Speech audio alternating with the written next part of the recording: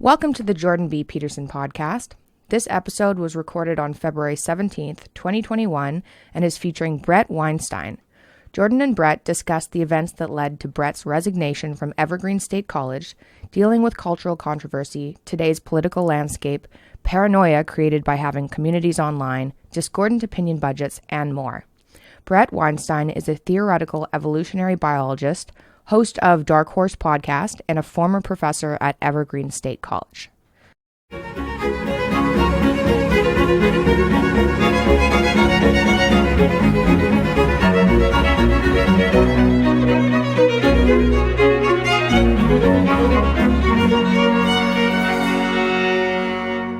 This episode is brought to you by the Great Courses Plus.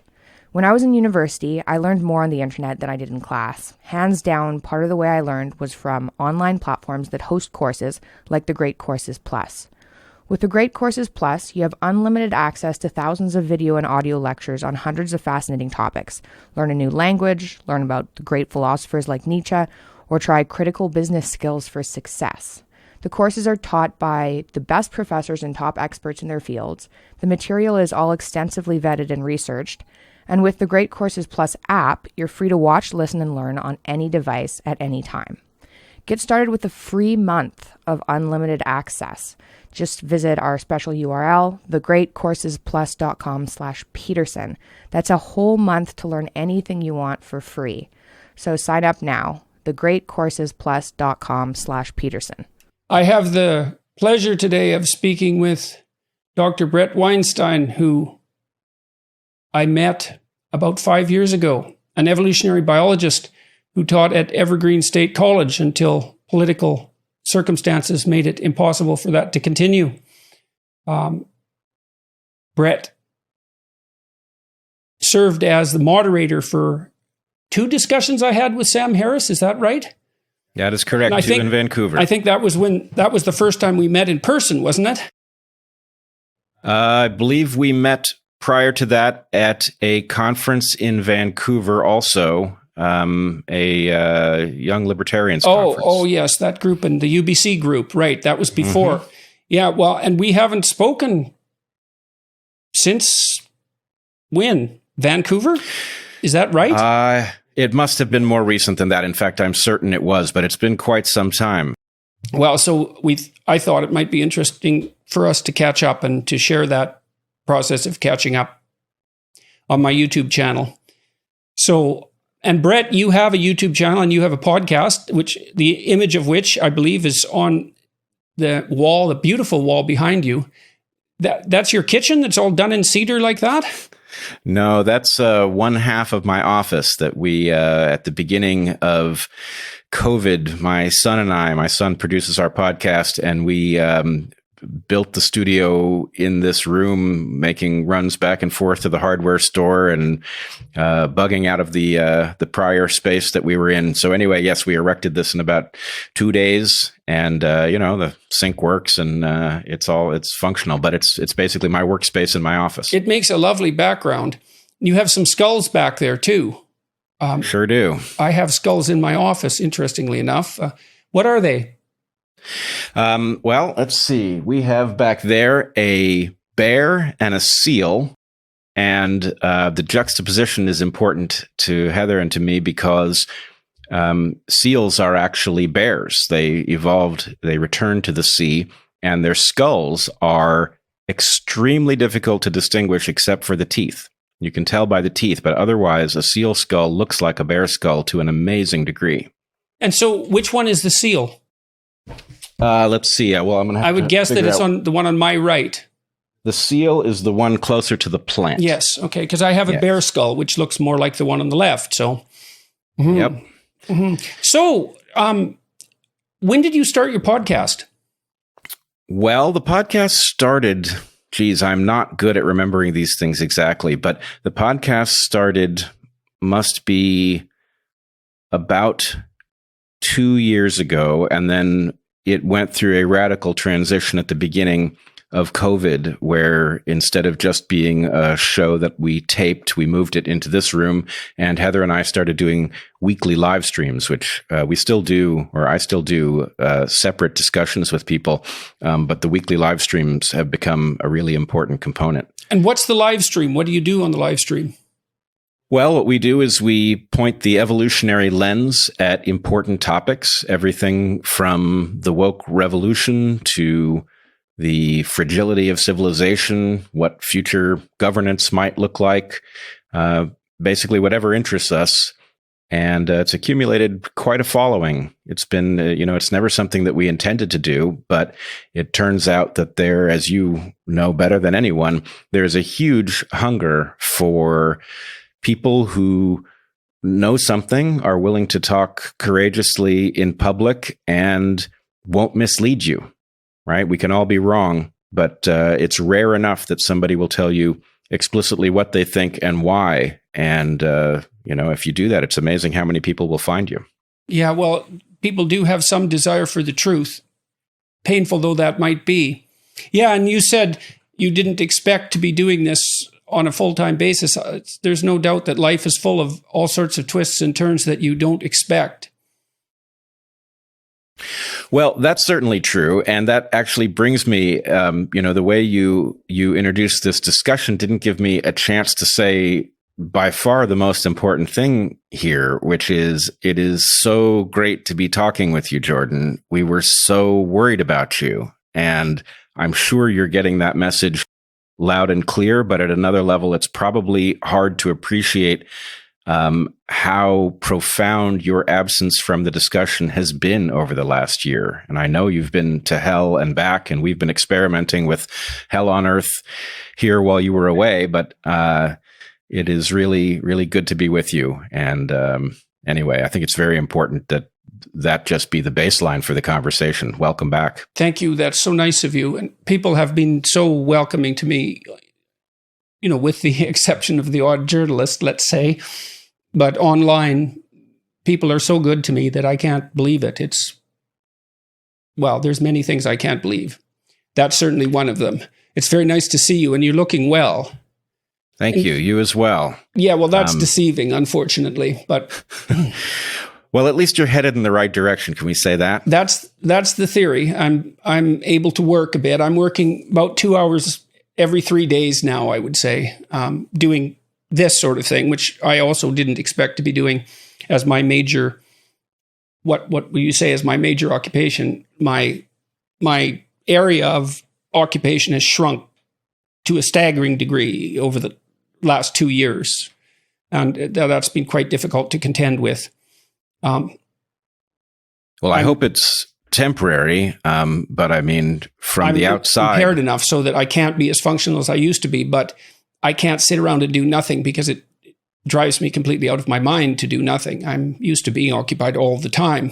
And so, but I'm very happy that I'm able to do these discussions. And so far that's been going well.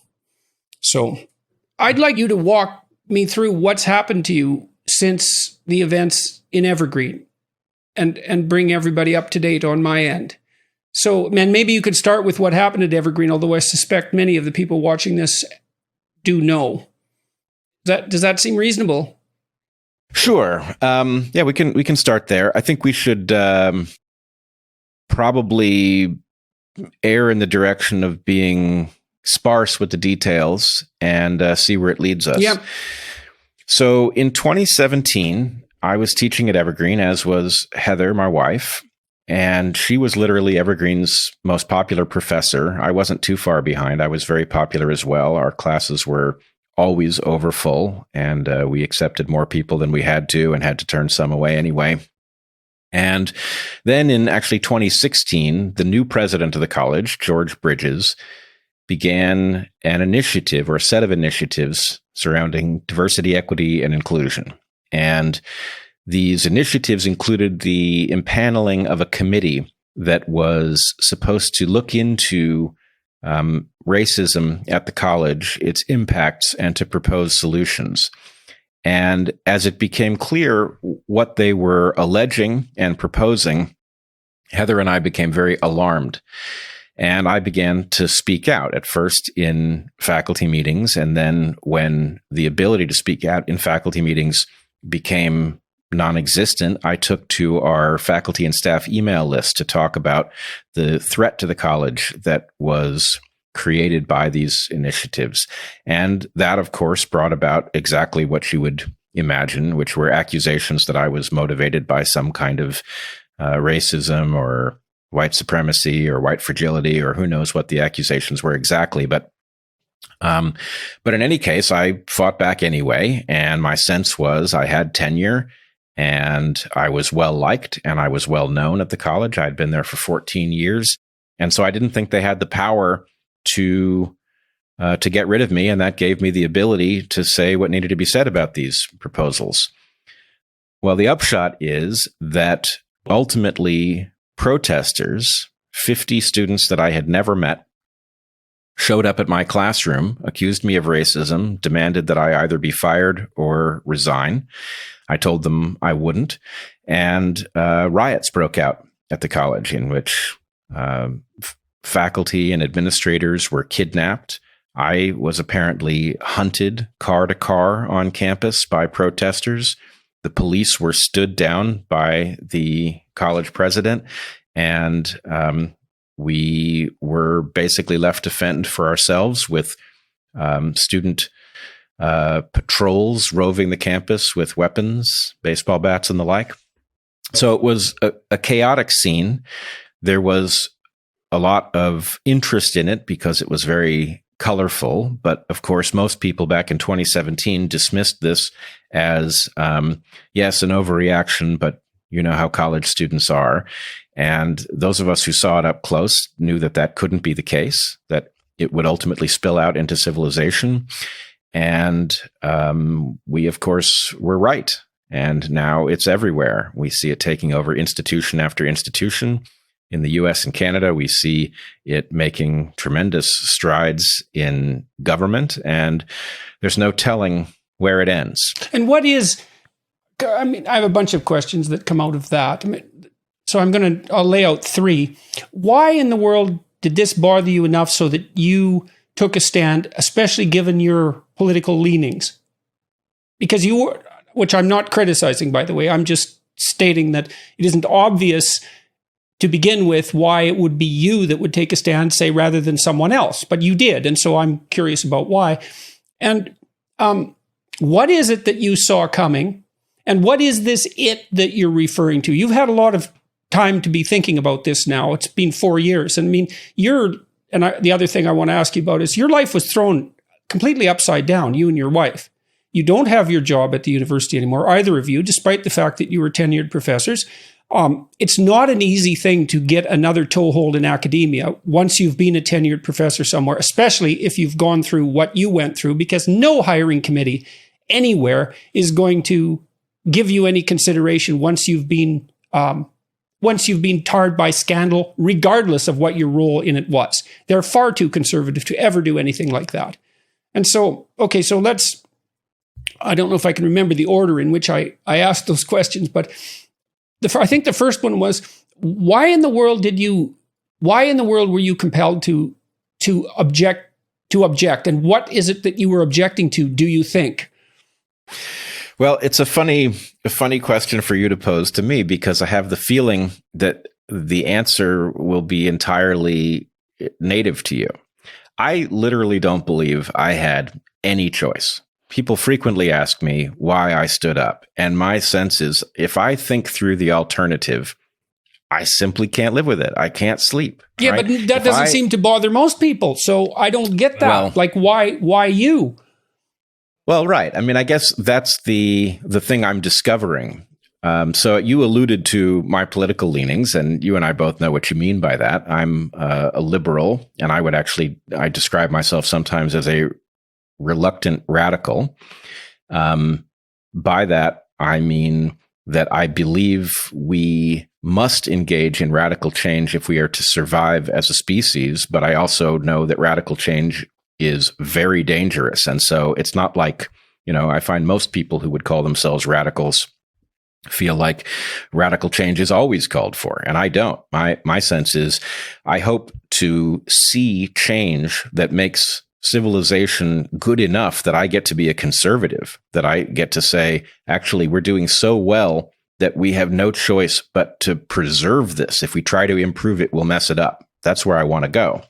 But what I'm discovering is that the bedrock of my liberalism is nothing like the underpinnings of the so-called liberalism of most of the people on the left side of the political spectrum. My liberalism comes from a sense that, yes, compassion is a virtue, but that policy must be based on a dispassionate analysis of problems. It is based on an understanding that the magic of the West comes from a tension between those who aspire to change things for the better, and those who recognize the danger of changing them at all. And so in any case, I think the short answer is we look around the world and everybody makes arguments that sound as if they come from first principles, but most people do not arrive at conclusions from first principles. If they extrapolate at all, they don't do it very well. And that results in severe compartmentalization of thought. And that means that when confronted with changes that threaten a system on which we are dependent, most people don't recognize it. And if they do recognize it, they wouldn't know what to do about it. So how can I put it in plain terms? I had no choice because I was as if on a ship where somebody had proposed to fix our course through a field of icebergs and navigate based on some absurd theory with no grounding in fact. Somebody had to object. And I was a little surprised at how few and far between the objectors were. But, if I'm to be totally candid about it, at the point that things went haywire at Evergreen, I had watched video of you reacting to protesters in Toronto. And it had made so much sense to me at a number of different levels. I recognized you as somebody who knew that although the initial proposals were arguably symbolic, that they were connected to things that ultimately were very much about an exercise of power and a transfer of well-being, and that it was therefore, you felt obligated to stand up and say no, which resulted, as you know better than anyone, in you being mocked for overreacting. And then here we are years later, and it turns out that you saw with absolute clarity what others couldn't even imagine. Yes, but I certainly didn't see what was going to happen to me. Right. With clarity, so being right. quite I don't a strange route. It wasn't possible to see what would happen with specificity to you. But am I correct in seeing that you knew that something very dramatic was likely to come from your standing on principle, and that didn't provide any license to do anything but make that stand? I really can't say, it's a while ago now, so that's part of it. But so much has happened to me that's been so strange in the last 4 years that I have a very difficult time making any sense of it. I can't even really think about, especially the last 2 years, I can't really think about them in any consistent and comprehensive way. I mean, my family situation has been so catastrophic, and my illness and my wife's illness, it's just been, although she recovered completely, thank God, it's just been so utterly catastrophic that my thinking about it is unbelievably fragmented. And I'm struck dumb still to some degree by all of what emerged as a consequence of me making the first videos that I made. I went downstairs, talked to my wife and my son. My son was living at home at that time, temporarily.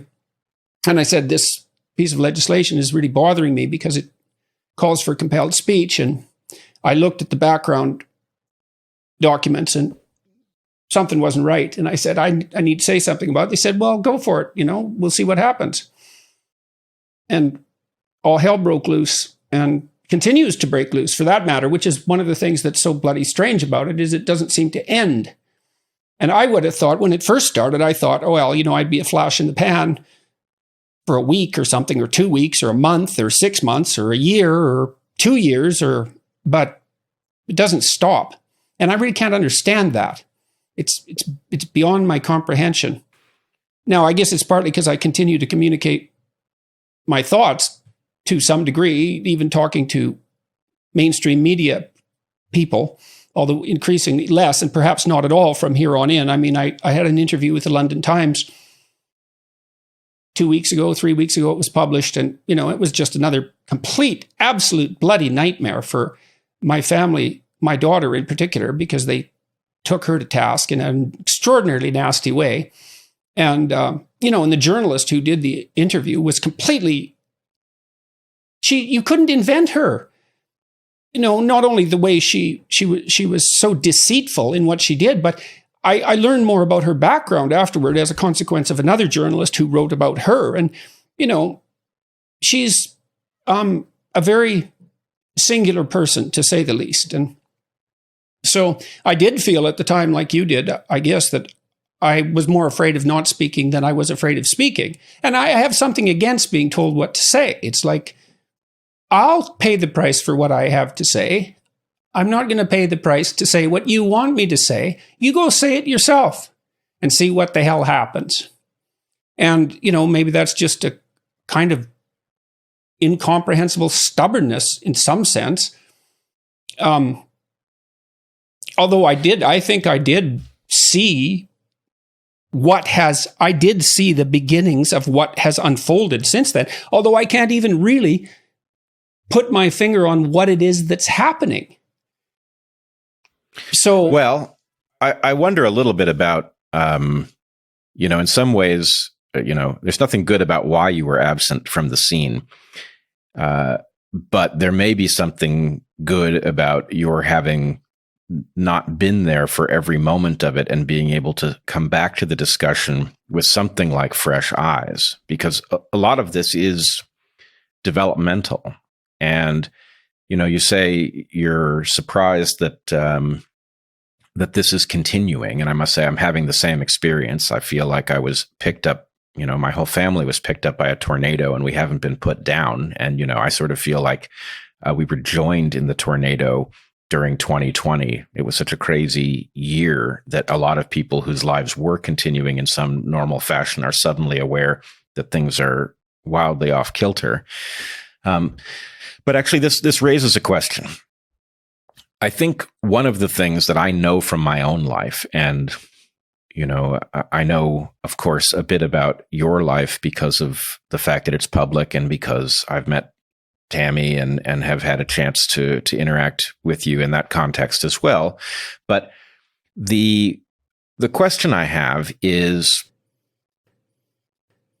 I wonder about the difference between a person who might think the way you or I would think about bad policy and, compelled speech and that sort of thing. The difference between a person who might think such a thing in isolation and a person who has a proper familial context in which to actually check in. So in other words, I have the sense that in part, the reason that I'm able to just simply describe things as they are and do so unflinchingly is because my family understands the same puzzle, and they may have different elements that they see with clarity. But there's no question I can go to Heather and I can say, I ran into this thing today, and here's what I'm concerned it implies. And we can have a rational discussion about it without anybody accusing anybody of moral defects or any of the things that have become so common. And so in your case, I know that you have a familial network that provides you that same kind of reality check. And then I wonder, looking at the the generation of people advancing the woke revolution, and I see the failure of that very thing. And I can't help but wonder if it isn't connected. In other words, the idea that that pair bonding, that marrying and producing a family has become something that most people don't even consider an essential part of life. It's not the objective of the exercise. It's a choice that some people make at best. That has left people very isolated from any reality check, which makes them very vulnerable when they are threatened with an accusation like you're a racist, you're a transphobe, that sort of thing. Now, you definitely need, in this book, this is my new book, by the way, and so it's coming out March 2nd, and I sort of clung to this like a life raft over the last couple of years while I was writing it. There's a section in here about sanity, and it's a critique to some degree of psychoanalytic thought, because not that I admire the psychoanalysts tremendously, but they tended to think of sanity as something that was organized inside your psyche, or let's say inside your brain for that matter, or maybe even a reflection of healthy brain function. But sanity is to large part outsourced. And what I mean by that is that if you're fortunate and you're well socialized, other people find you acceptable enough to include you in their networks. And then all you have to do is pay attention to the functioning of that network and regulate your behavior as a consequence of the feedback you receive, and you more or less stay sane. And so, like, if you have a family and you have friends, then they'll help you make sure that your jokes are funny and not mean, because they'll laugh when they're funny and they'll raise an eyebrow when they're mean. And then you can check in with that, and they'll help you figure out if you're dominating the conversation too much, and they'll push and prod you as you do the same to them, and everyone stays relatively organized. And when all this hit to begin with, I had quite a large network of people, which expanded at some point to include people like you and the so-called intellectual dark web members, and they were helping me check in on my sanity all the time, helping guide me through the interview process, and analyzing my errors and commenting when I did something hypothetically right. And my family played an integral role in that. And so that was extremely helpful. I never thought about that as a precondition for saying what I said, but I think there's something about that that's right. It's certainly the case that, like, I have tremendously supportive parents. Still, they're both still alive. They're still tremendously supportive at a very deep, deep level. And I think that was a real gift that I had that many people don't have. I've been struck, one of the things that torments me constantly is, and I think it's really hurt me to discover this, is I had no idea how deep the desperation was for people who lack encouragement. It's just because every time I talk about this, it makes me tear up because of what I've seen, I think. But all these people that I've met now, I spoke when I went on my book tour, which was an unbelievable event. Unbelievably positive event, but also I would even say to some degree traumatically positive. Like, it was just too much. I really loved it, but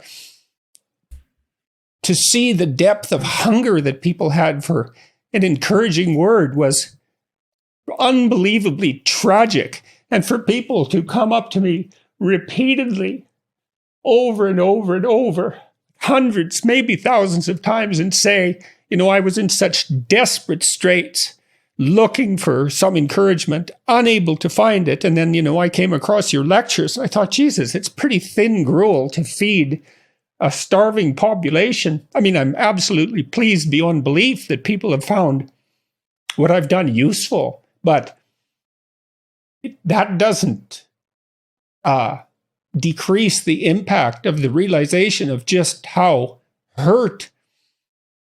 much hurt there is. And it is hurt that's grounded in a lack of encouragement. I have that. I've been encouraged my whole life. So, and that could easily be part of what Now, I also thought somewhat in a calculated way about this, like, and I don't know how far this goes back, but I also organized my life so that I was standing. I had legs out in many directions. I had a clinical practice. I had a business. I had my professorship. I had my writing.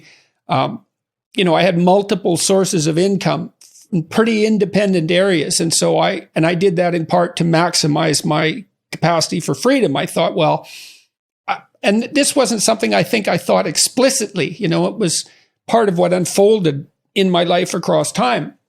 It wasn't easy to take me out, although I've been taken out a lot, like far more than I thought might be possible. I can't separate that exactly from intrinsic health problems, but I despite my, it isn't obvious to me that I can go back to the university. I'm still employed there. I'm on leave. They would take me back. I don't know if I can do it. I don't have my clinical practice anymore, which I really miss. I love doing that. And that was 20 hours a week, so that's a lot of time. I finished writing this book, but I'm not writing right now. And so I don't have any pressing financial concerns. And so of course, that's a huge privilege, a huge benefit. And thank God for that. But despite me being distributed like that, I was still taken out pretty hard. So yes, well, I confess I have wondered while you were incommunicado over the last year whether that was just Goliath's good fortune or if there might be something more to it, because you were such a singular voice at the point that Tammy got sick and then you did, that obviously it was a tremendous blow to those of us in intellectual dark web space in our ability to fight and to hold the line. But you clearly have been taken out, in your words, deliberately multiple times, and how it comes about, continually. I don't know. It's amazing to me that it continues to happen. And the thing that's so damn weird is that exactly the same thing continues to happen, and it was just replayed with this Times article. Now, I have thought I had a lot of interviews lined up for this book. And once the Times article came out, I reacted to it, my family reacted to it, and we dealt with it effectively. The same thing happened that had happened to me before when journalists had written a hit piece about me. It was extremely stressful because when it happens, you do not know which way it's going to go. And, you can get unlucky and a number of bad things can happen to you simultaneously. All that has to happen is for that to happen once to exceed your capacity to deal with the number of bad things and you're out. That's basically an accident. And I really think that's what happened to me in the last few years, is that everything that happened socially was unbelievably stressful, positive and negative. The positive end of it was extremely intense and amazingly compelling and interesting, but the negative end was really, really stressful. And I notice what happens to people, generally speaking, and I don't think I'm making this up, is, I've watched the typical person who gets mobbed on Twitter will get mobbed by 20 people. And it'll last for 2 or 3 days, and they'll apologize like mad. They're so stressed out, they retreat right away.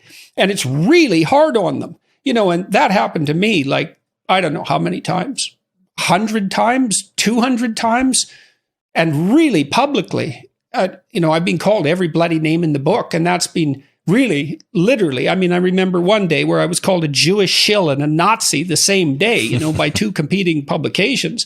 And I thought maybe they canceled each other out, but, and that's been very hard on my family, and although they're doing reasonably well under the circumstances. But then, Tammy got sick terribly and in a really nasty way. And then her surgery was complications multiplied, and she was near death daily for months. And then this proclivity I had for depression seemed to have become untreatable, and that took me out. And I'm still struggling with that. I get up. I can hardly stand up when I wake up in the morning. I feel so bad. I can't believe I can be alive and feel that bad.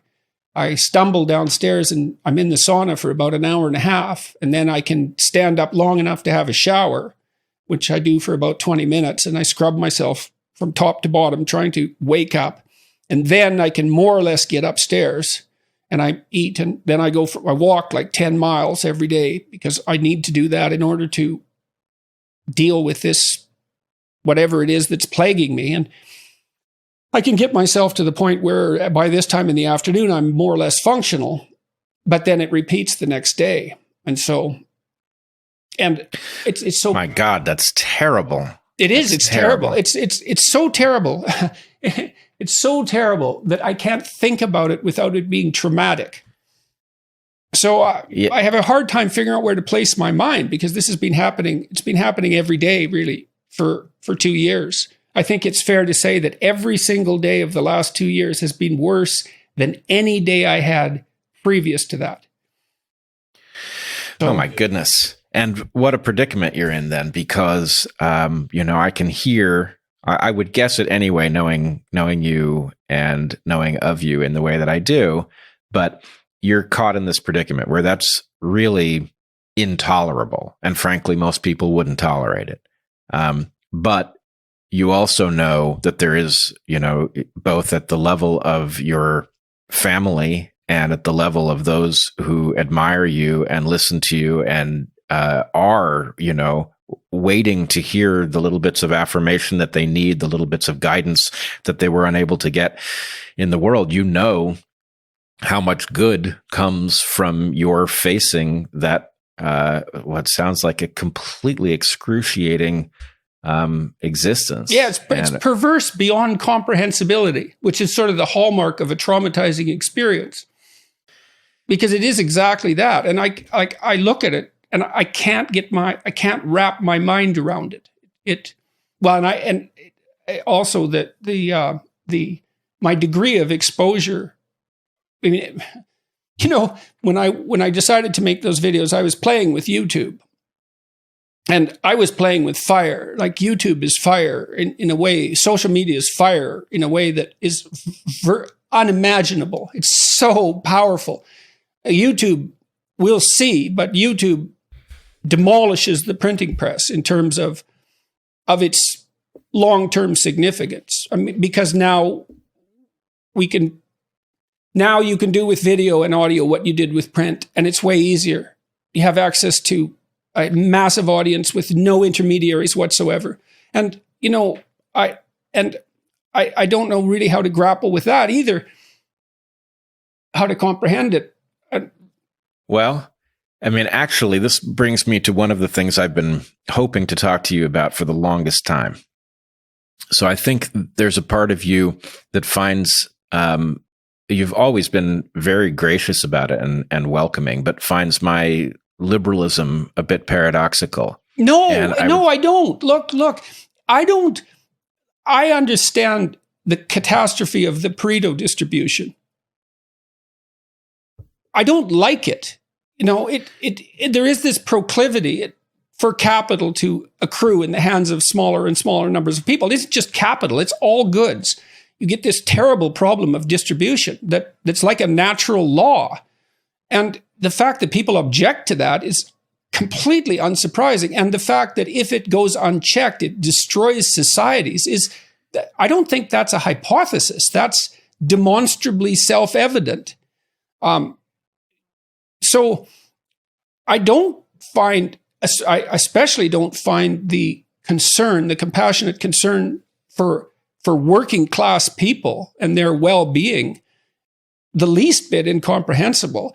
It's the solutions that are the problem. It's like, well, what should the solutions be? And well, that's where things get very, very complicated. It's not. Well, perfect. And I'm sorry if I implied something that it wasn't even my perception. I think you are, to an extent, a conservative, but I find you if I listen to you, it's not a simple kind of conservatism. I'm a conservative for the same reason you are. You already pointed out, like, if you're a social scientist and you don't understand the law of unintended consequences, you are not a very good social scientist. I learned from my clinical research and from studying clinical research for so long and publishing it too, is that you think your intervention is going to do what you think it's going to do, but it isn't. It's going to do something else. And you have to build in, if you have an intervention that you think is going to have beneficial results, you have to build in an assessment to see if it has those results. And like, I talked to the woman who headed the name of it was done in not in Cambridge, but in Massachusetts. It was a longitudinal study of antisocial children, the first longitudinal study. It was done in a working class neighborhood just outside of Cambridge. I used to live there, and I can't remember the name at the moment. But in any case, this team intervened with kids that were likely to have they came from broken homes, broken neighborhoods, antisocial neighborhoods. This was done in the 1930s.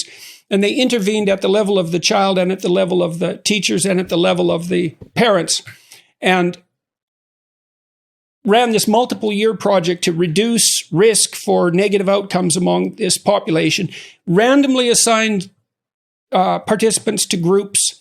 And by all accounts from the participants, the children, the parents, the teachers, and the professionals who were running the investigation, it was a resounding success. They looked at the results, and the intervention group did worse on virtually every outcome measure. And they figured out later that the reason for that likely was that they took the antisocial kids and grouped them together in summer camp. They took them out of the city to put them in camp. They thought that would be a good intervention, but grouping them together seemed to produce a competition for antisocial behavior, and it overwhelmed all of the other interventions. That was Joan McCord, famous study. And I talked to Joan McCord a lot about that. But you see that all over the intervention literature. It's very hard to fix. It's very hard to define a problem correctly. It's very hard to develop an intervention that addresses that problem and only that problem. And then it's very hard to get the intervention to do what you want it to. And that's what makes me conservative to the degree that I am. So, yep. No, I think that's incredibly wise. I would add one thing to your list. It's not just that it's hard to get an intervention to do what you want it to do. It is that it is hard to get it to do what you want it to do. And at scale, these things also tend to evolve. So even if you did manage to solve, right. And so the problem of unintended consequences, coupled with the problem of perverse incentives and therefore bad policy that is effectively corruption, is a very frightening problem. And so I do think we're caught in a basically damned if you do, damned if you don't scenario. We can't stay here. And, I agree with you. The social media, for lack of a better term for it, is going to dwarf the printing press for various reasons. Some of them because it's so easy, but also because it's of a fundamentally different nature, right? When you're reading a book, it may be that somebody writes something that's bad for you to absorb, but you're reading a book because the experience of it, the perception of it is of a book. Whereas social media increasingly fools the mind into, the interaction you and I are having is more or less a face-to-face interaction. But a lot of interactions that look like face-to-face interactions don't have these characteristics. And at best, the impact on the mind is arbitrary. So, we're watching things like amplifiers of threat. Mm-hmm. And, this goes back to the thing we were discussing earlier. But with Twitter, here's a good example of unintended consequences. It's like, what don't we know? Okay, we don't know what regulates human communication. We know that if you restrict the bandwidth, people don't understand each other as well, but we don't know how communication functions. It's too complicated. Okay, so we absolutely don't know what happens to communication at a large scale when you restrict people to 140 or 280 characters and then put them in a network with millions of other people. We have no idea. And it could be that you tremendously bias the discourse towards impulsive anger. It looks like that if you look at Twitter. I mean, And because it's 140 or 280 characters, you can whip something off very quickly. And so it's almost as if the technology is implicitly commanding you to be impulsively aggressive. And then we don't know what it means when only those people who are motivated to be impulsively aggressive that day are those that are communicating. And then when you only see those communications, even though, 10,000 people might read your tweet, only 100 who are irritated for some reason respond. We don't know any of that. And we completely underestimate the power of the technology because it looks harmless. It just sits there on your phone and doesn't do anything. And so, God only knows what kind of Tower of Babel that is. So, right. And not only that, but the fact that the algorithm changes and we don't get any notice of it. Not only do we not have access to whatever the algorithm's content is, but we don't know when it changes, which means it's impossible for us to even track the impact of our own behavior because we can't run a controlled experiment. It's like predicting the stock market. It's an illusion that you're dealing with the same thing every day. It's complete illusion. Right. And then, of course, we don't know, the algorithms increasingly have a life of their own, and increasingly they're governed by artificial intelligence. And it derives implications that we don't even understand. And as you pointed out, it all changes so quickly that we can't keep up with it in any event. So, yes. So, right. So then the conversation, and I'm certain it's going to take multiple tries for us to get there. Hopefully we'll have the opportunity for multiple discussions. But the question is, all right, you're a conservative, but you're a wise conservative that understands the importance of liberalism, understands the necessity of tension between the desire not to mess things up with unintended consequences and the desire to solve problems that are actually solvable. And I would argue the necessity to solve certain problems, which will be fatal if we don't solve them. But the combination, in other words, I think there's a new dialogue that has to happen.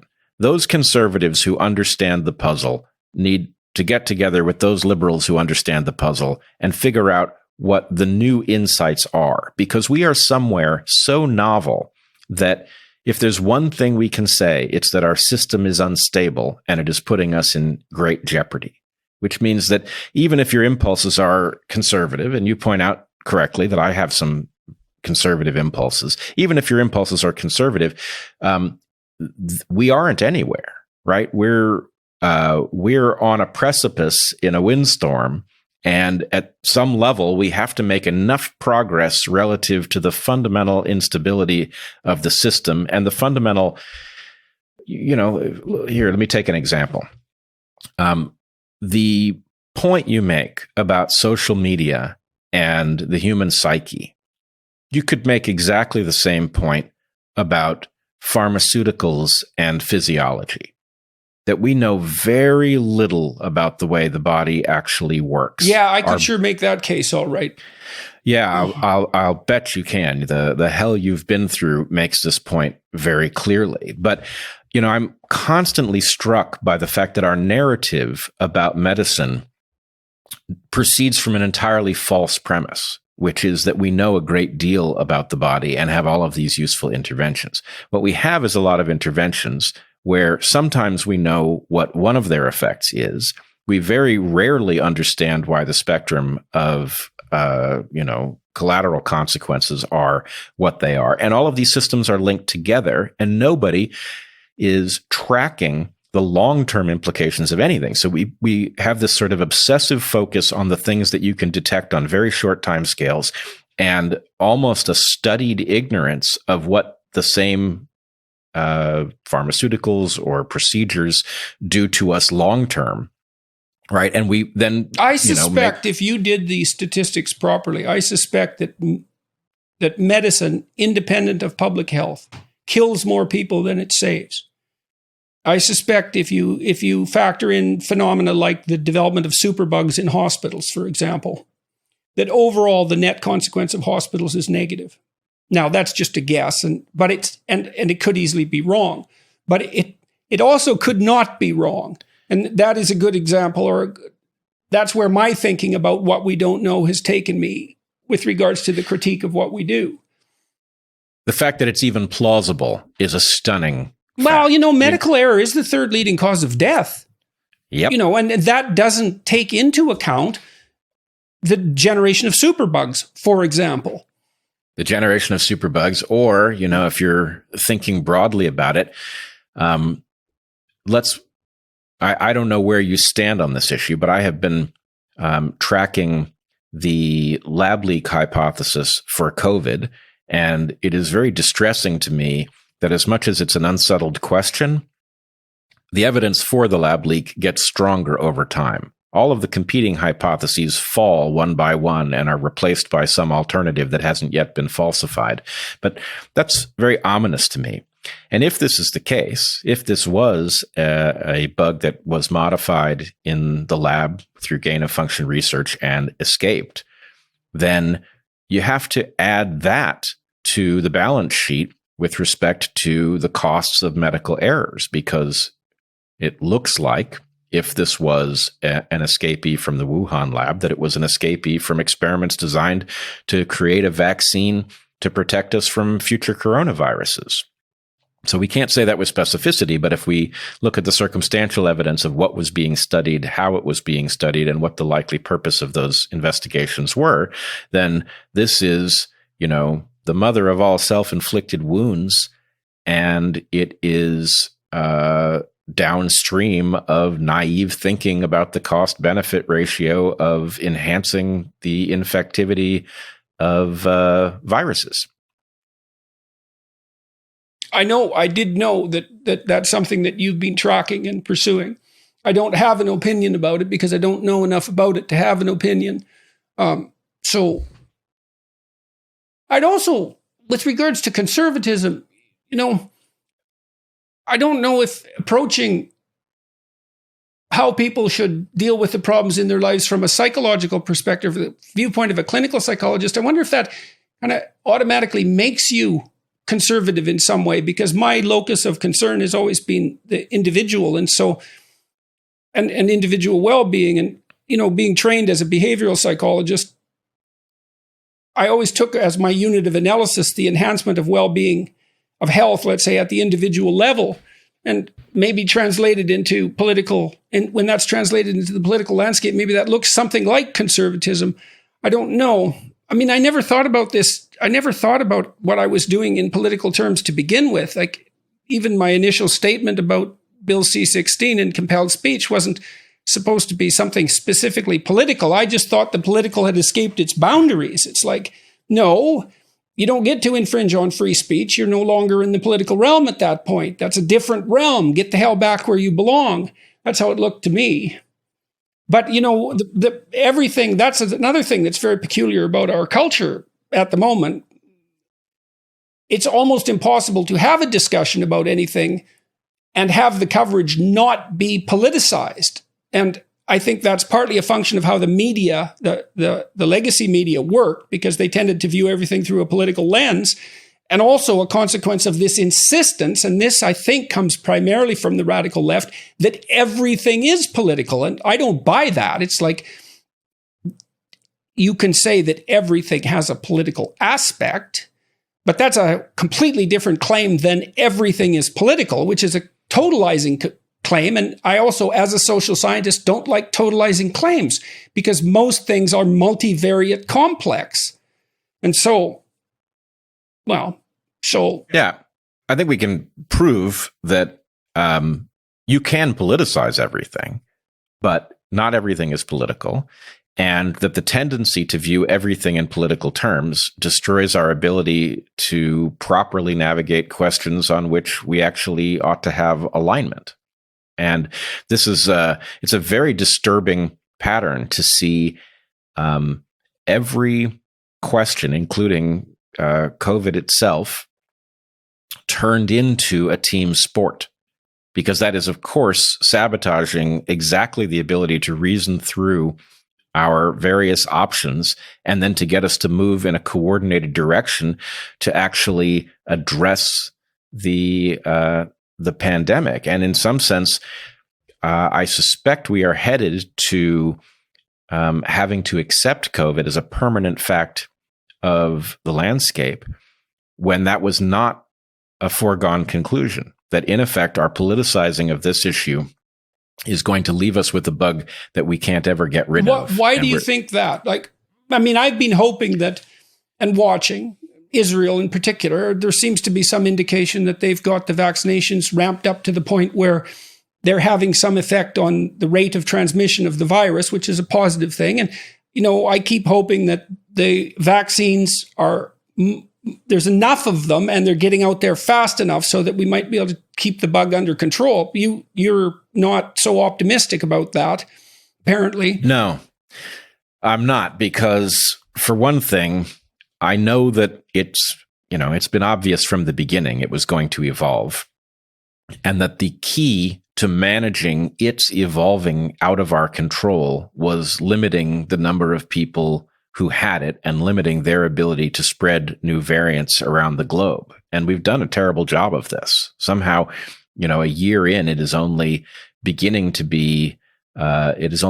dawn on us that new mutants that are harder for our immune systems to recognize are essentially a certainty, and that the key to ever regaining control is to ensure that when these things arise somewhere, they don't immediately find their way around the globe. So I guess what I would say is, I think we tend to, even the idea of compromise in a political sense is the wrong approach with something like COVID. We should have been much more aggressive earlier on, so that our total level of compromise with respect to civil liberties could have been much less. In other words, if early on we had engaged in a really intense 6-week lockdown and we had ramped up our capacity to test for COVID with precision, so that after 6 weeks, basically the idea of 6 weeks would be, it's very hard to control COVID inside of a household. It tends to bounce around, but that it will tend to burn itself out in most households within something like a 6-week period. That if we had engaged in that and then used track and trace to find and control outbreaks following such an intense lockdown, we might not have had to deal with a full year of the half-assed measure. And the sense that I have is that we're getting, maybe it's a Pareto distribution. Maybe we're suffering 80% of the harm of lockdowns and getting 20% of the value that we might get for having, not gone the full distance. And unfortunately, I think the prerequisite to our behaving rationally is having our experts completely liberated from market forces, from political dynamics, and free to tell us what it is that we need to know, and then getting on the same page and having a proper rubric for evaluating what has worked and what hasn't. And instead, what we've had is a thoroughly politicized discussion from the get-go, in which even our countermeasures are fought over on the basis of, why is it that a Trump voter is much more likely to be a mask skeptic? A question of masks is an empirical question. It shouldn't have anything to do with your political leanings, and yet it undeniably does in North America, and that has robbed us of the kinds of controls that we might otherwise have instituted. I wanted to ask you, you talked, I want to bring the discussion, if you don't mind, back to something that we were touching on earlier, that your initial objection when you were at Evergreen to whatever it was that was developing in the background. And now we've had 4 years to see whatever it is manifesting itself. And so what is it? What is it that's happening, do you think, in our politicized landscape? Well, I have a guess, and it's right up your alley. It's something I'm intending to explore at greater length, but the basics are this, I suspect. You and I think, would share the opinion that psychological development is among the most important phenomena for understanding human beings, and it is underrated. We tend to look at the behavior of adults and study it, but we should spend more time thinking about how those adults ended up the way they did in order to really understand them. And I think for each generation, you have a developmental landscape, and what the governing forces are in that developmental landscape has a lot to say about both the insights and the blind spots of the people who emerge from it. And so I would say that for Americans of my generation, I'm a Gen X, the market played too much of a role developmentally, and it has created a kind of lens through which we can't help but look. It has, commodified things in a way that is quite unhealthy. You were born when? I was born in 1969. Okay.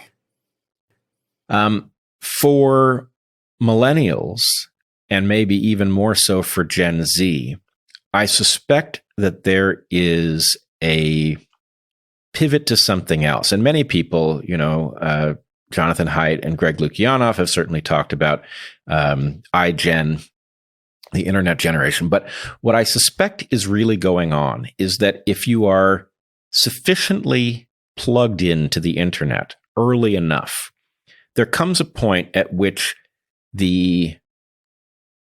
your persona on the internet takes primacy. It is more important than your actual physical life persona. It's worse than that.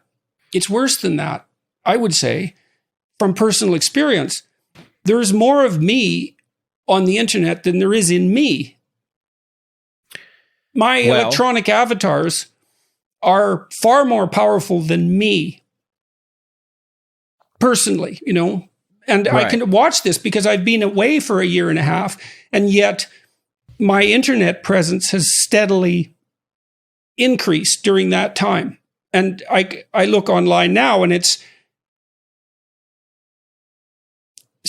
700 million views, something like that. So now imagine that as the developmental environment for children. Now here's the connection I want to draw. My contention is that the online landscape is postmodern, right? That if we were just to simply describe it, the rules, the physics of online life are postmodern. Because it's abstracted from the environment. Right. So, for example, it's like living in a dictionary. If I decided tomorrow that I was a woman, right, I could change my internet presence such that I would present in a female way. I could say, hey, anybody who doesn't treat me as female is a jerk. And the point is, I have transitioned completely. Right? Now, obviously, there's no such thing in the physical world. You can transition, you can take hormones or blockers, you can get surgeries, but no man has ever become a woman and reproduced in a female way. Right? So the point is, the physical world has all kinds of constraints that come from physics and biology, which do not translate to the online world. And for people like you and me, for whom the online world is an add-on world, we think, well, obviously real life is the important one. And then the online thing has some interface with it, which is frightening, but we understand how they relate. But if you reverse these two things, then what you get is a generation that its problem-solving mind says, actually, of course you can transition. You can transition, and then it is everybody's obligation to live by who you've told us you are, and anybody who doesn't is a bad person. And what has to be true for that to be the case, right? I had a fantasy a long while ago that people would end up wearing glasses, like the Google glasses, that would be illegal to take off, and that you'd be mandated to see what people wanted you to see. It was their right to be presented to you in the manner that they chose to present themselves. And I'm not saying that's a particularly brilliant vision, but it's very much in keeping with what you're describing. So Yep, I think it's close. But if you imagine then that an online world in which effectively we can all be equal tomorrow as long as we say that that's the objective, and we can all present as we want, and others can be forced to adhere to it or be thrown off of whatever discussion, then all of this begins to make a great deal of sense. And so I'm wondering if we are not, in effect, in a kind of civil war between those for whom the real world has primacy and those for whom the online world has primacy. And if that's not the fundamental nature of the battle. Well, I think it could be the fundamental nature of a part of the battle. I mean, part of what's going on is whatever this unbelievably rapid rate of technological transformation is doing to us. I mean, my daughter and some people of approximately her age, so late 20s, are helping me with manage social media, let's say. She's noticed that people 5 years younger than her have advantages in understanding the newly developed forms of social media that she's already outside of. And so that process of being hooked into the web and that being the determining factor for your worldview is probably accelerating. I mean, it's going to accelerate. Obviously, it's going to accelerate because the web is becoming more and more dominant and machines are becoming more and more intelligent. So they abstract themselves away from the world. And then the question is, well, what's the consequence of that abstraction? But it's funny that it's postmodern. There's more going on with whatever it is that's happening than technological transformation. But you think that's the fundamental driving factor? Well, I think there are a lot of ways you can look at it. Obviously, I don't think this is a real battle. Obviously, the internet runs on hardware in the real world, and everybody, when the power goes out, we are all reduced to our biological selves. So I don't think there is actually anything to fight over. One of these worlds has primacy and the other is an add-on, and this is not debatable. But my point is really about the mental confusion that arises for most people. I mean, if you think about the lives that most people are living, right? Most people at best are working a job in which they trade their labor for money that they get to spend on goods or relatively generic adventures. And the part of their life that is interesting and compelling is, the internet, over which they range freely and engage in battle, and, they fall in love increasingly and whatever else they do. And so my point is that is a distortion developmentally. It misleads the mind into misunderstanding what is necessary. If you take the postmodern rules of the internet and you now impose them on politics in the real world, you get crises. You get the basic structure of civilization coming apart in front of our eyes, which I really believe that it is.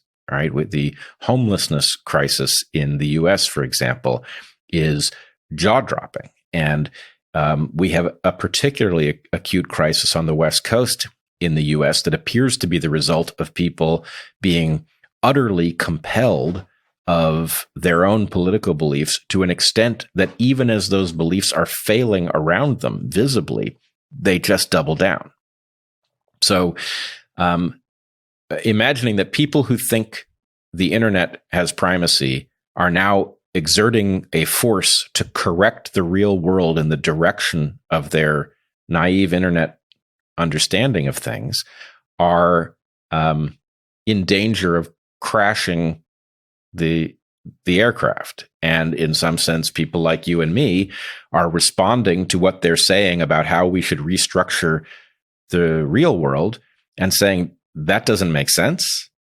It won't work. It is going to put us in grave danger. It is going to disrupt essential things. And, there are those who can hear us, and we are popular with those who can hear us. And then there are those who regard our pointing out the obvious as a danger to their program, who are intent on silencing us. And So I had thought about this obsession with identity from a developmental perspective too. And I thought this insistence by a loud minority that their determination of their identity take primacy is, first of all, it's wrong technically, I think, because an identity isn't merely what you feel you are. An identity is way more complicated than that, as any decent social constructionist should already know. An identity is a role, a set of complex roles that you negotiate with other people so that you can thrive across a very long span of time. And it can't be something that you impose on other people, because then they won't cooperate with you. Now, you might say that you have a right to impose certain aspects of it on other people, and you could have a reasonable debate about that, but identity is definitely not merely what you feel it is, and it's certainly not merely what you feel it is moment to moment. That identity is actually much more like that of a 3 or 4-year-old child. And I mean this technically, it's not an insult. So when you're a child, you pick up one identity after another and play with them. So for example, my granddaughter, who's about 3 at the moment, if you ask her who she is, she has 2 names, a first name and a second name, and her dad calls her by her second name and her mom calls her by her first name. So she's Ellie or Scarlett, and she's fine with either of those. But she's also Pocahontas. And if you ask her whether she's Ellie or Scarlett or Pocahontas, she will say Pocahontas. And she has said that for 8 months. It's amazing. It's been that persistent in a child of that age. It's quite remarkable. But what she's doing is playing, and girls will play to be boys at that age, and boys will play to be girls. And they play with multitudinous identities, and then they settle into one. So then the question is, what if you disrupt that play? That's fantasy play. And then another question might be, well, what if you disrupt it with technology? Not that technology itself is producing a message that's counter to that, but that the fact that children are on technology all the time means they're not engaging in that kind of identity establishing fantasy play. And then you might say, well, maybe what you see happening in that case is that it bursts out in late adolescence.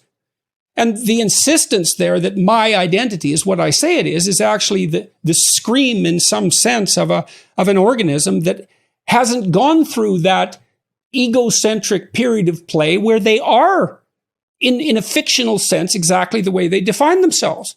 You can't tell my granddaughter, who's 3, that she isn't Pocahontas. It's stupid to tell her that, because she means it in an experimental sense. And all you're doing is interfering with her fantasy play. And so I see a fair bit of this as delayed fantasy play with the kind of pathology that comes up when you delay a necessary developmental stage. Now, that could be wrong, and probably is, but still, it looks to me like that's part of what's happening. It's very strange to see this insistence. Like, it's so conceptually unsophisticated. Even the hypothesis that identity is only what you feel that it is. And the intense insistence that be the case is also another mystery. It's like, why is it that it's a foregone conclusion that other people have to go along with your self-definition? So I think, first of all, that's fascinating, and that fits rather exactly with what I'm getting at. And I suspect it is adding a dimension where I was vague about the developmental pathway. But you're absolutely right that a child can take on an identity, and effectively within limits, they are allowed to assert that identity, and adults will play along with it. Encourage it. Right. Now, the thing is, there's a process. I'm more familiar with the male side of this because I went through boyhood and being a young man. But if you have a misunderstanding about how you present in the world, so you assert that you are one way, then your peers will, if your peers are nice, they will poke fun at you in order to reveal to you what it is that you actually present as, so that you can adjust your self-image. Right, and that's part of healthy socialization. Right? That's what happens. Once you pull out of that egocentric stage where you're playing with yourself, then you have to integrate other people into your play, and then it's a negotiation. Otherwise, You're not accepted by your peers. And so that's another thing that's very interesting, is that it is precisely those children who aren't accepted by their peers that insist that their self-definitions rule. And then one of the things that's kind of terrifying about that is, if you know the child antisocial literature, there's a percentage of children that are quite aggressive at the age of 2. Almost all of them are male. Almost all of them are socialized out of their aggression by the time they're 4. The percentage that isn't become persistent lifetime offenders if their behavior isn't rectified by the time they're 4, which means if they're not transformed into children that are acceptable to their peers, there's no intervention that is being evident in the literature that will reverse that. So, this is both frightening and it's making me happy in the sense that I believe that the model that we are wrestling to the surface here is accurate, and it doesn't fit what most people are expecting is going on. And I think there's a lot of power in understanding it this way. But what you are effectively saying is that there's a period in which self-definition is identity in some sense, and then there is a period of correction at which your insistence on who you are meets everyone else's insistence on who you are, and you then learn who you actually are, and that thing better be a pretty good match for the world. But then, yeah, it better be all right.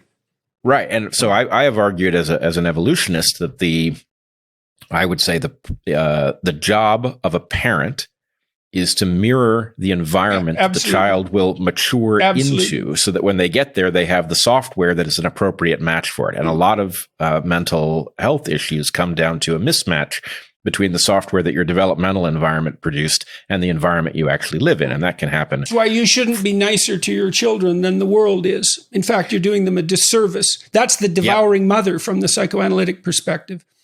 Right. And this gets into some very uncomfortable territory. What does good, if you're a slave, if you're born into slavery and you produce children, how should you parent them? Should you protect them from, I would say all of the implications of slavery? Presumably let's go through not. this stage idea again, because there's 3 stages, I think. There's the egocentric stage where the child is manifesting multiple identities, self-defined and playing. Then that's under the protection of parents. The parents put up a walled enclosure, so to speak, within which the child can do that experimentation. Then the child meets the world of peers. That happens between the ages of 4 and the ages of 17, 18, something like that. And that's when your identity has to expand to include others in a cooperative and negotiated way. You have to manage competition and cooperation, and your identity becomes socialized. And then there's a stage beyond that, I would say, where you kind of pop out of that socialization and you're no longer necessarily a member of the group. It's like a self-actualized person. Although I don't like that phrase, the self-actualization theorists thought to some degree in this manner. Once you're done with your apprenticeship, you can become post-apprentice, and then you can take control of your own destiny to some degree independently of your peers. So hopefully you can get to there. And so that's part of the answer to the slavery conundrum. You should be a good member of your group, but you shouldn't only be that. Well, I think there are 2 different questions. The slavery issue is the very uncomfortable idea that if a parent is supposed to mirror the adult environment that a child will have to get along in, then a person whose children will mature into an arbitrary environment needs to understand that it's an arbitrary environment rather than being protected from it, right? In order to properly avoid running afoul of the arbitrary authorities in a slave environment, one has to be developmentally brought into how you navigate below the radar, how you play that game. And so anyway, you would expect the parenting to look very different. And, this idea that childhood is, a joyous time where you should be free of all of those adult influences is exactly wrong. It's preparation. So, though now, if we take this model that I think you and I are agreeing on here about the fact that and I like your point here, that there are 3 stages. You've got, I assert my identity independent of the world, then the world and I negotiate over what my actual identity is, and then I'm not an apprentice anymore, and I get to be who I am in the adult world, having been informed by that process. And you imagine that you've got generations now, 1.5 of them maybe, for whom the online environment was so compelling and so much the source of most of their affirmation that its rules have become sacrosanct to them. And those rules really do look like, it's a childish world, right? You join some community of people, you tell them who you are. There are rules about them having to respect who you've told them. It is, if I say I'm Pocahontas, who are you to say I'm not, right? And that in some ways... Well, the answer to that question in the real world is, I'm someone you have to get along with in repeated interactions. But that may not be the case at all online. That constraint's gone. You can just pick up and move to the next community. And that's another thing we should talk about, because another thing that's happening online is that I've detected this recently, is that the online environment is also making everyone acutely paranoid. And I think the reason for that is that it's easy for our thinking to go astray. And as we talked about earlier in this discussion, other people tap you back into shape. And you're surrounded by a kind of random assortment of other people in the real world because you didn't select them. So because it's random, it provides you with what is in essence relatively unbiased feedback information. But online you can choose your compatriots, and it's likely to be the case that at your weakest point psychologically, you choose the least demanding compatriots. And so your craziest ideas are the least likely to be challenged. All right. So there's so many interesting threads here. One of them, my guess is you and I will fall out in the same place here. But if you give me a choice between a community that believes everything I believe and one in which people believe very different things, I'm not going to choose the one in which people believe the things I believe, because for one thing, it's the end of growth. And it's deathly boring. I want to object slightly. Okay. I've had, and you've had this experience too. I've had the experience of being in an environment where a very large number of people don't agree with me vociferously. And what I would say is a little of that goes a long way. Even if you're a courageous thinker, I'm not going to put myself in that category, but even if you're someone who wants to be able to tolerate dissent, there's a limited amount of dissent that you actually can tolerate. You are going to seek out an environment where most people agree with you, but some people don't some of the time. And it's kind of like listening to music.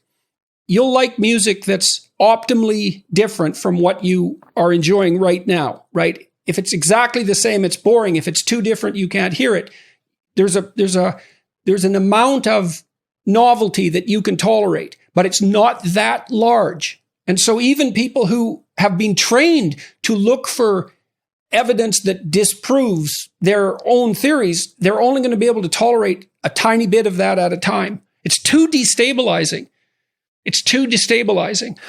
Well, all right. So I want to link this back up to what you said before about the 3 stages. Yeah. So my experience as a scientist is that my most valuable characteristic is the ability to be completely indifferent to the prevailing wisdom on a given point, right? And I think this is no personal stake in it. Well, I may even have a personal stake. I may come up with an idea that compels me that it's probably right, a hypothesis. Yeah. And I may advance it and have every single one of my peers say, that's garbage. And my sense is not one of, oh crap, I've said something bad. My sense is, well, wouldn't that be delightful? If I'm as right as I think I am, then the fact that everybody else doesn't get this makes it even better, right? So my point is, that's not normal. I know that's not normal, and it's not normal for evolutionary reasons that are easy to understand. No, it takes a lot of training to accomplish that. Yes, or a developmental environment that rewards it. Right. Sure. If you have the right experience. But then again, you said yourself, again, at the beginning of this conversation, think about the preconditions for that is that in order to open yourself up to that sort of criticism, you have to be supported in all sorts of ways, and even so when I'm functioning as a scientist, I am trying to disprove my presuppositions. I'll test them. It's like something manifests itself in an experiment. Then I design 3 or 4 experiments to see if I can make that effect go away. And I do that because I don't want to propagate nonsense and I don't want to pursue nonsense in my own career. But in order to tolerate that, think about how we set up the system is you have to be a tenured professor to do science or have the equivalent position in a research lab. But your economic situation is stabilized. Your social status is stabilized. Like you're protected on 50 fronts. And then you can open the door and say, okay, let's have some novelty come my way. And that's assuming that you're at a point where you can tolerate any novelty at all. And more curious, more open, more emotionally stable, more intelligent people are more compelled by novelty and can handle it better, but still our ability to handle it is pretty low, and we will find environments that mostly reflect back to us what we want, most comforting. Well, actually, this is fascinating. I wonder if there's not effectively a budget for discordant interactions, and if we go back to what we were speaking about it at the beginning of the conversation, the fact that not only do Heather and I have a great relationship, but we also speak the same language scientifically. So, it's a kind of across the board sounding board and ability to, I feel no vulnerability there because there's no place where our worldviews aren't compatible. And, I could say similar things about Eric. So what that means is that my budget for discordant interaction is probably larger when I get to the outside world, because I haven't spent it at home or in the context of family or friends.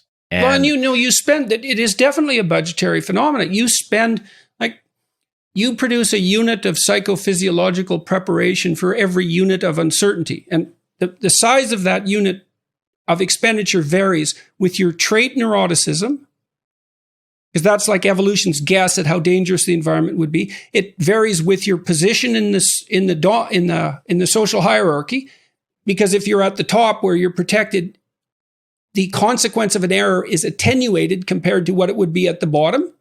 And that's why social position modulates serotonergic output. So the higher you are in the hierarchy, the more serotonin dampens your negative emotion to uncertain events. And that's in keeping with your actual fragility. Neuroticism determines it. Social hierarchy determines it. Intelligence determines it to some degree because you're a more effective problem solver if you have a high IQ. But you do pay for uncertainty, because if something's uncertain, you don't know what to do. And so you have to prepare to do everything. And that's unbelievably costly psychophysiologically. It ramps your cortisol production up, and it starts to eat away from future reserves. It's definitely a budgetary process. So. Yep.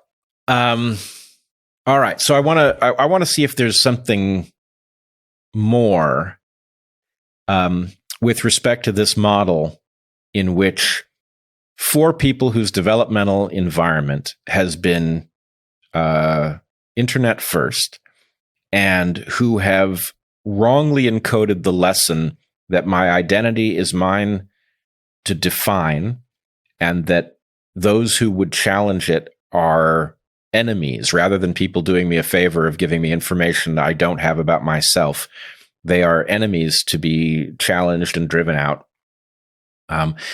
Then this interfaces with those of us for whom the internet is not our primary developmental experience in the following way. And I'm using the case of trans ideology simply because it's the clearest case biologically. But if you take the rules of trans, and I actually believe probably these ought to be the rules online, which is you can present as whatever you want, and by and large, people should just simply treat you that way. And you also, by the way, online have the tools to do that so that you're not creating some kind of unresolvable paradox.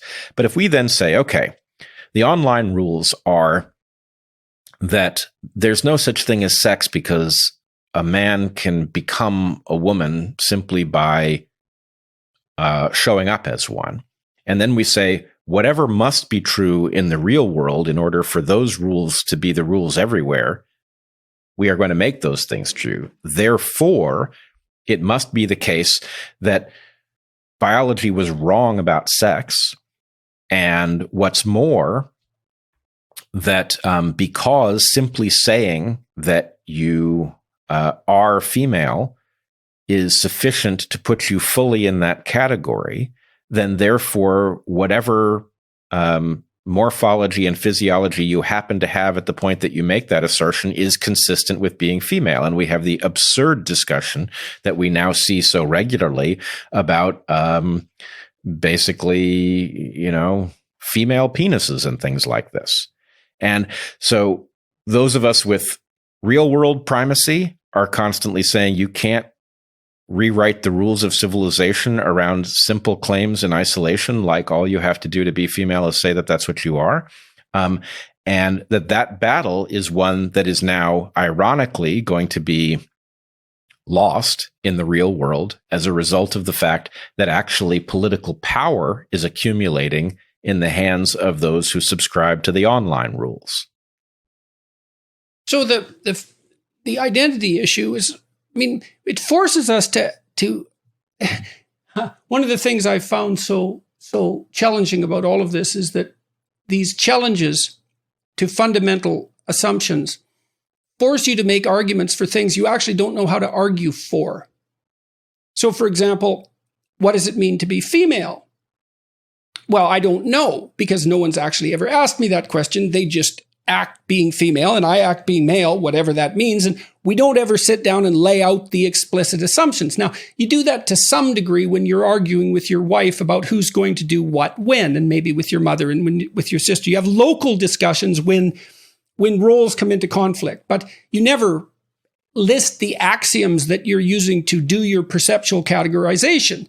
And so then when you're forced to defend your presumption, you don't know how to do it because you don't have the arguments at hand.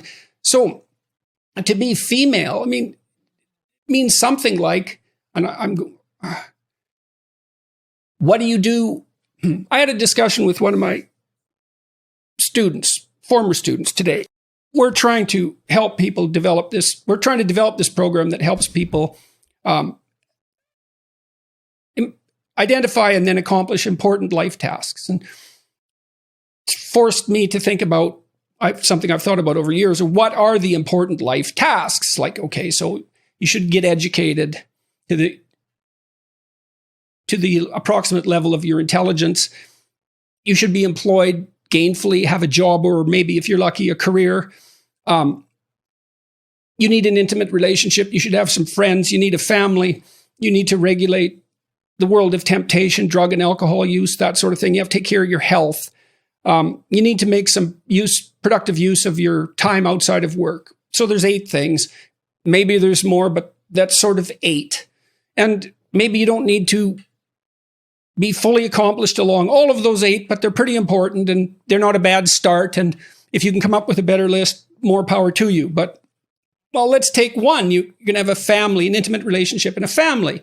Well, the classical way of doing that is that someone's male and someone's female, and they get together and they have children, and then they have grandchildren, and that's like a third of your life, or a quarter of your life, or a fifth of your life. I don't care. It's some non-trivial portion of your life. And that identity, male and female, is a precondition to that route through life. And then you have children and they mean something to you and they give you something to do, and you have grandchildren and it's the same thing. So by playing out male and female, it's sort of like you've now occupied 25% of your time productively. That's the role. Okay, let's say we blow that apart. Well, then what? What are we supposed to do then? Because you can't pretend that into existence. And that's the postmodern element of this. This is the refusal of the real world. It's like, okay, we'll make identity entirely mutable. But what the trans kids that came after me in the first demonstration against me, I said, you think I'm your enemy, but I'm not. And the reason I said that, being a clinician, was because I thought, well, you're adopting an identity that there is no rules for. What the hell are you going to do with that? You're inviting so much trouble into your life you can't even possibly imagine it, because you won't know what to do. And people won't know how to treat you. And so where does that leave you? Now, you might say, well, I'm so distraught about the discordance between my psychological state and my biological reality that pales in comparison. And maybe there are situations where that's the case, but man, an identity that doesn't solve the problem of how you're going to live isn't an identity. I don't know what it is, but it's not an identity. Yep. And I don't even know how people would change the rules exactly to make that work. So I agree with you wholeheartedly that effectively our identities are means to an end. And there are conservation laws that apply to the system as a whole. And unfortunately, yes. And this is actually essentially the core argument of the book that Heather and I have just completed. But the core argument is we are living in a period of evolutionary hyper-novelty, where human beings are actually the species for which we have the best tools to deal with novel circumstances that our ancestors did not know anything about, but that the rate of change has become so high that there is no conceivable way for us to keep up with it. And what we are effectively watching with this idea, even in principle, yeah. That, the very fact that you can say the environment that we live in is not the one that we were born into, that's way too fast. You may be able to make a discrete jump. Human beings are capable of moving from one habitat to another and figuring out one time what the rules of the new habitat are. But a habitat that is constantly in motion and has become utterly arbitrary with respect to even the most fundamental characteristics is not something to which we can be well adapted, which is causing us to Sounds like a powerful argument for conservatism. It is. Yeah, It's I know. 100%. I understand. Well, I do understand. I do understand that. That is, to the degree that I'm conservative in my outlook, that is the reason. It's like, look, I've kept up, like I've transformed myself multiple times over the years, and I was taken out by this illness, and it isn't obvious to me that I can catch up again. I've caught up a lot, and I've watched my peers, my high school classmates, my university classmates, and I've seen people who don't have one transformation in them. They're people who they adapt to the high school environment, and that's it. That's where they are for the rest of their life. They peak at 17, they're done. They don't change. And then I've seen people who can manage one transformation. I've seen people, much rarer, who can manage 2 or 3, but after that, it's like, it gets massive drop off in probability with every demand for transformation. And now, I find myself now, I have to rely on my son for doing some of my technological chores. And I hate that because I stayed on top of it for so long. But I got sick and I fell out, and it isn't obvious to me that I can clamber back in. It's very difficult. Well, if you'll take some advice from a friend, and I'm not even sure, I even have it fully formulated, but the thing you described earlier in the conversation, the amount of effort it takes for you to get to the point where you can be productive in the day, the amount that is riding on your doing it, the number of people who are listening to you and who basically need your influence in their life. And, in some sense, it is, it's a mythological story. And I know you will have spotted that 1,000 times over, but just the Herculean effort, the tremendous amount that's riding on it, and the degree to which you're paying some inhuman price in order just to continue playing your role is profound. And so the advice, to the extent that I have any... I don't see how you can see that. It shocks me that you say that. I mean, that isn't to say You disagree? No. It seems like that from inside here. Well, I mean, I think, But I can't, having said that, I still can't believe it. So what I think I would do in your shoes, and what I hope you will do, is you will, I don't think there's anything about that story that isn't right. I think you're reporting honestly how hard it is. And I know, because I've seen it in person and everywhere else, I've seen the effect that you're having on people. And I know how important it is in keeping them out of trouble and steering them in the right direction and giving them hope.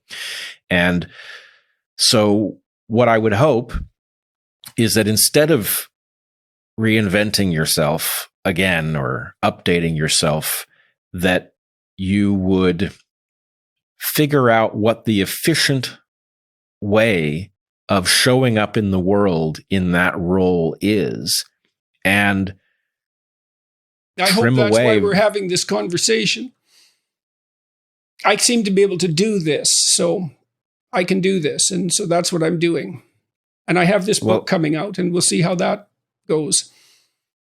But I mean, I think, I know your audience, and they'll accept you any way you can show up for them. And I think, the key thing is to figure out how to get out of the predicament of having to go through that Herculean struggle every day. Yeah, well, it's beyond, I've been struggling with it for 2 years. I can't get out of it. I'm out of it to some degree. I'm living at home again. I'm not in the hospital. But the reason I'm not in the hospital is because there's nothing that can be done for me in the hospital. Like, there's no point in me going to a hospital. It will just make it worse. When I wake up in the morning, like any sensible person would go to the emergency room and say, look, this just isn't possible. But it's irrelevant, because all that will happen, and I've been in like 4 hospitals, so I know all that happens is I'm made much worse. And so I live in 15-minute increments, fundamentally. Wow. Well, I hope you can detect how many people are rooting for you. It's mind-boggling. It's life-preserving, that fact. And I can't believe it. Even after this last London Times interview, the amount of support that came pouring in is just unbelievable. I can't wrap my head around it. I don't get it. Well, but there it is, There it is. But I mean, it makes sense, because those of us who have been on your team or paying attention to you for the last several years know who you are. And I think in some sense, your enemies know what you are. They know that a voice like yours carries a tremendous amount of weight, that their fictions will not survive in the context of a countervailing force like that. And so that's why they come after you the way that they do. But the fact is, people are getting wiser over time. They're recognizing what an attack looks like. At some level, they vary a little bit aesthetically, but the overall picture is the same. And there's a new one planned, apparently. So the next thing, the next thing, this is something that hasn't happened yet, but is apparently coming. A financial expose of my economic existence. So, which will be accompanied by claims that I'm exploiting everyone. And well, yes, they're going to come after you for succeeding and for people doing, what they can in order to get you to keep going. I live such a sybaritic existence. I drink sparkling water and nothing else ever. And I eat nothing but meat ever. And so my luxuries, this is so it's so absurd. My luxuries have been high-end toothpicks and sparkling water. Well, I sometimes wonder when I look at attacks on you, if the idea is this: there are a certain number of people who haven't spent any time listening to you yet, and if they did, they would quickly gather that you're not what your enemies are portraying you as. So the idea is there has to be a constant stream of suggestions that there's something deeply wrong with you in order to get people not to check in with that question. It's like, Julian Assange, right? The number of things that have been said about Julian Assange that would make you think, well, I don't know what's going on there, but something is going on. Yes, right. Right. And so the idea is it has the stink that they create around you or Julian Assange or another figure that they regard as very dangerous has to be sufficient to drive most people away from even checking for themselves.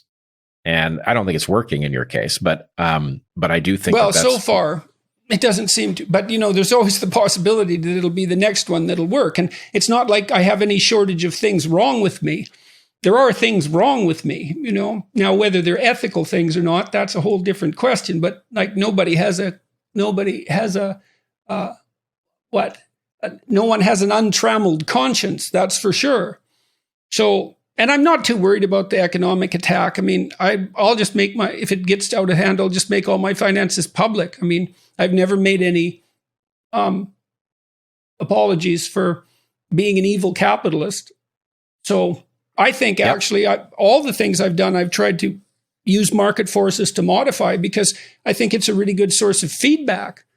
Like I've produced these processes to help people plan and assess their personalities. And, we thought about giving them away for free, but free is actually a really bad price.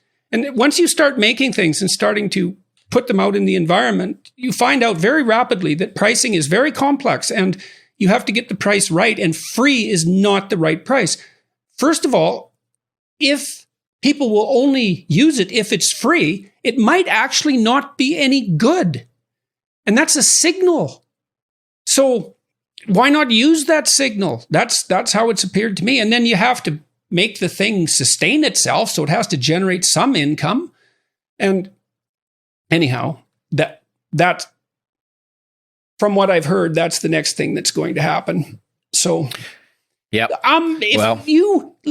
We should stop pretty quick, I guess. Although I'm really enjoying this, and we will definitely do it again. I would really like that. I had a very fun conversation with you. It's so nice to talk about what are essentially scientific hypotheses. I miss that so much because I don't have my graduate students anymore.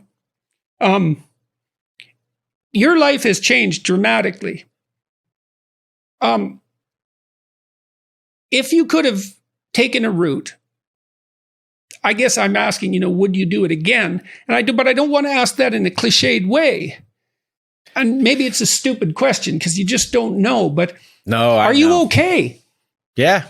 Yeah. I mean, on the one hand, if I think about it logically, would I do it again? In a heartbeat. There are a few things I might do slightly differently, but I'm not even compelled. I think it went pretty well in light of what the forces in play were. But the thing that we've lost is security, right? The fact is, and the world. I mean, you got a settlement from the university, but that was a trivial proportion of your future, or your mutual future earnings. It was nothing. It was enough so you didn't starve to death immediately, but that was all. Right. And if I'm honest about it, we were forced to move out of our home to a different city. We uprooted our children's lives, which was quite disruptive. But I really don't feel there was any choice. I don't, if I think about it as a matter of choice, I cannot find the circuit that would have done anything differently. And I'm not, all I can say is our lives are full of purpose and we're doing fine. The absence of security is something I think about a lot, but yes, I would say there wasn't any choice, nor should there have been, and I'm not sorry I made the choices I did in the slightest. Well, you look good, man, and you look, if you don't mind me saying, you look different than you did when I saw you before. Well, I'm older now. Well, but I've noticed this in my clinical clients when they integrate their aggression, their faces harden. And they look determined all of a sudden instead of questioning. And you look like that more than you did. Now, some of that's from getting older, but not all of it. Well, I think, if I'm understanding you correctly, it's probably a lot about, getting catapulted into the big leagues and learning to play that role. It's, it's trial by fire, but certainly it's been fascinating, and I'm looking forward to seeing what comes next. Famous last words. Yeah, that's ominous coming from you, Jordan.